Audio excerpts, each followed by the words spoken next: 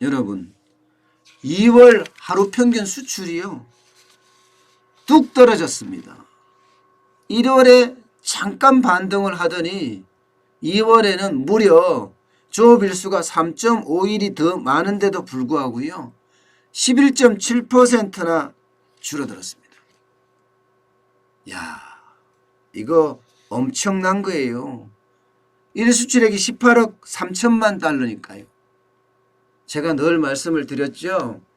1수출액이 적어도 20억 달러는 넘어서야지 지금의 대한민국의 어떤 큰 경제 틀을 유지해 나간다. 그렇게 제가 말씀을 드렸습니다. 그만큼 대한민국의 경제 그 틀이 굉장히 커진 거예요. 18억 3천만 달러 정도 되면요. 점점 수출이 줄어들 수밖에 없는 구조입니다. 아마 여러분들은 인터넷이나 방송이나 신문에서 그렇게 보셨을 거예요. 2월에 수출이 4.5% 늘었다.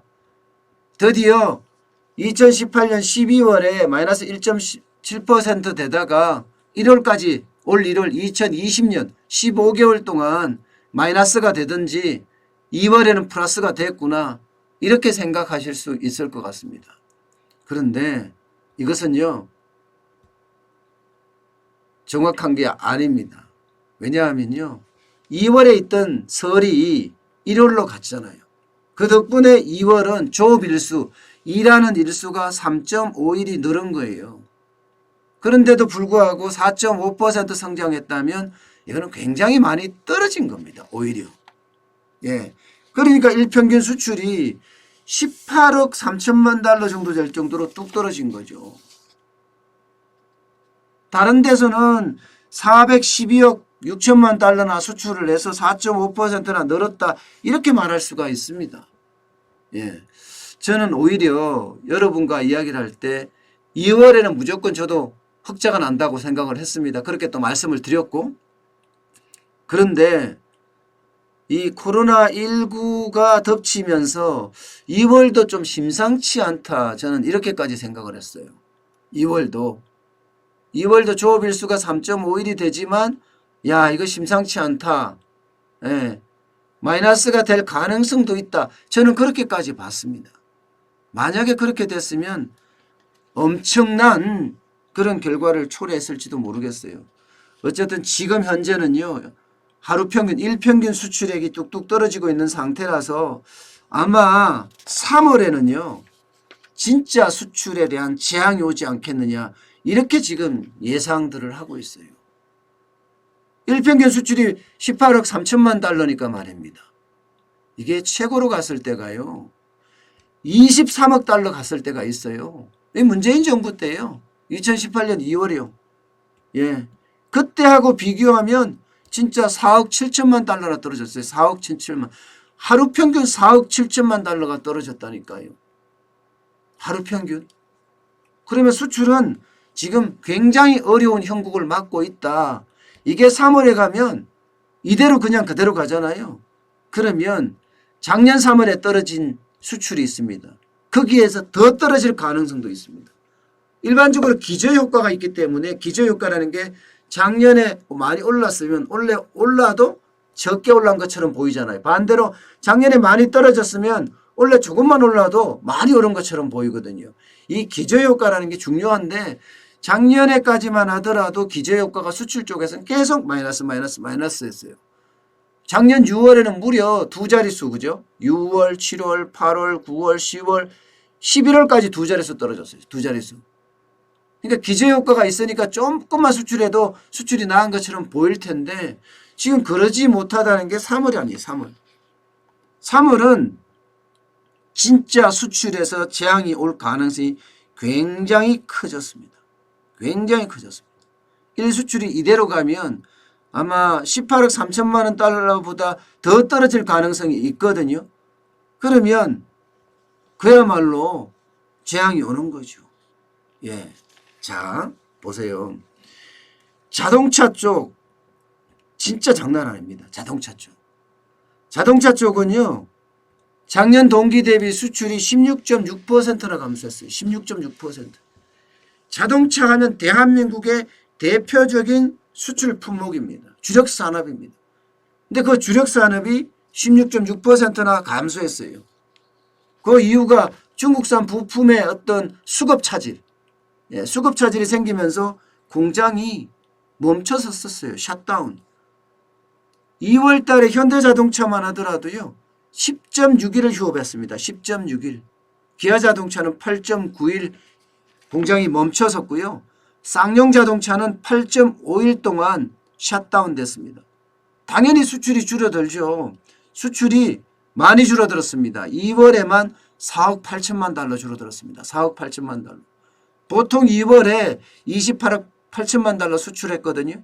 그런데 조업일수가 이렇게 줄어들으니까 실제적으로는 조업일수는 늘어났고 휴업일수가 줄어들었죠. 그죠? 그러니까 24억 달러밖에 기록 못한 거예요. 그러니까 4억 8천만 달러가 줄어든 거죠. 디스플레이도 마찬가지입니다. 디스플레이도 대한민국의 주력 상품 중에 하나예요. 중국이 워낙 싼 가격으로 막 후려치니까, 그죠? 공급 과잉이 되니까 우리가 굉장히 어려움을 겪고 있는 상태였거든요. 안 그래도 어려움을 겪고 있는 상태인데 여기다가 코로나19의 공포까지 겹치니까 수출은 무려 말입니다. 21.8%까지 급감했습니다. 21.8%. 철강 수출도 9.5%고요. 반도체도 만만치 않습니다. 조금밖에 안 늘어났어요. 이게 많이 늘어날 거라고 예상을 했지만 생각보다가 뚝 떨어진 거예요. 생각보다가. 예. 중국의 스마트폰 수요가 50% 줄었답니다. 그러니까 뚝 떨어질 수밖에 없었죠. 전년 동기 대비해서 15.4% 늘어났다고 하지만 실질적으로는 떨어진 겁니다. 떨어진 거. 예, 지역별로도 중국이 지금 심각합니다. 조업일수가 늘어났다고 하지만 중국에 대한 수출은 6.6% 줄어들고요. 예. 반면에 미국이나 인도는 늘었습니다. 9.9%, 인도는 14.7%나 늘었어요. 그런데도 불구하고 전체적으로는 지금 어렵다. 일평균 수출이 많이 떨어졌다. 이렇게 이야기하잖아요. 이게 옛날에 사스 때하고 지금 비슷하게 지금 보고 있습니다. 사스 때하고. 2003년 5월이었던가요? 그때 우리가 얼마나 떨어졌습니까? 수출이 그야말로 전월 대비해서 적게는 5, 6%에서부터 많게는요. 많게는 10%까지 떨어졌거든요. 지금 그 모양새예요. 지금 그 모양새예요. 일평균 그 수출액이 떨어지는 걸 보면 11.7% 떨어졌으니까 그때보다 조금 더 하다. 이렇게 지금 봐야죠. 문제는 여러분. 중국이 차지하는 세계 경제의 비중이 굉장히 커졌다는 겁니다. 4배 이상 커졌다는 거예요. 2013년만 하더라도 중국이 차지하는 경제적 세계 경제에 차지하는 비중은 뭐 4%, 5% 수준? 예, 이 정도였는데 지금 현재로 봐서 중국의 비중은 16% 이상이잖아요. 4배 커졌습니다.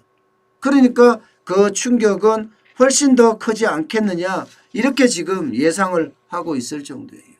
그렇게 되면 사스 때 10%의 충격을 받았는데 만약에 중국 경제가 이만큼 커졌을 때 단순 산술 계산으로 하면 4배 커진다 하면 40%까지 타격을 받을 수 있다는 이야기잖아요.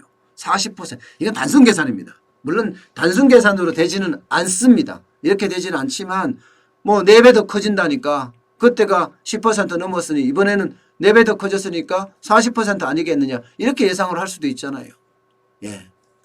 단순 계산이니까 그걸 굳이 믿을 필요는 없지만요. 이거를 좀 더 복합적으로 분석적으로 계산을 해보면요. 적어도 20%까지는 떨어진다는 이야기가 계속 나오고 있습니다. 20%까지는. 그러니까 3월 수출에 재앙이 온다는 이야기도 아마 그런 이야기가 아닐까 지금 그렇게 예측을 하고 있어요. 정부는요. 그동안 뭐라고 했습니까? 이게 V자형. 이게 잠시 지나가는 바람 같은 거다 이렇게 생각을 했었거든요. 다시 말해서 일시적인 요인이다. 코로나 사태는 일시적인 요인이다 이렇게 생각을 했는데 이게 커진단 말입니다. 이게 크지만 커질수록 우리 경제에 미치는 영향은 훨씬 커질 수밖에 없습니다. 때문에 3월 수출에 대한 아주 전방위적인 대책이 필요한 것 같습니다. 그렇지 않고는요, 우리 경제를 이게 버텨낼 수 있는 재간이 없을 수도 있습니다.